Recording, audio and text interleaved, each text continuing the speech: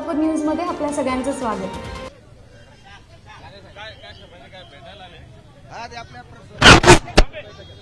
अरे बाबा आता वेळ घेतला पाहिजे। असं तुम्ही भेटले, साहेबांची तब्येत कशी आहे काय असं कसं असतं?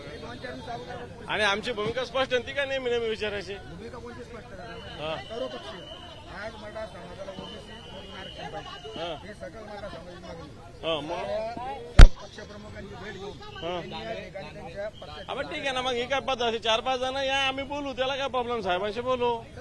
मग असं थोडी त्याला असतं सगळं। आणि स्पष्ट आहे शिवसेना तुम्ही माझं तर मध्ये मुंबई आपलं काय सांगतो साहेबांच्याच घरात जाऊन नाही। एकनाथ शिंदे साहेब आणि देवेंद्र फडणवीसांकडे जातो तुमचं असं माझं सजेशन। हे काय करणार आहे? उद्या या तुम्ही लोक, तुम्हाला कोणी पाठवलं काय आम्हाला माहिती आहे साहेब? काय सांगाल दानवे साहेब, काय सांगाल कोणी पाठवलंय? ठीक आहे माहिती आहे।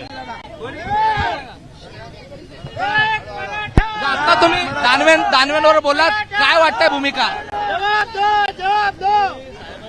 4-5 जणांना बोलू, साहेबाला विचारतो।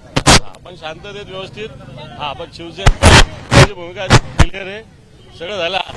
तुमच्या सांगण्यावर तुम्ही आले असेल तर मग आम्ही भेटणार पण नाही, हे पण सांगतो। आता मनोज जरांगे झालं की आमचा काही संबंध नाही आंदोलनाशी।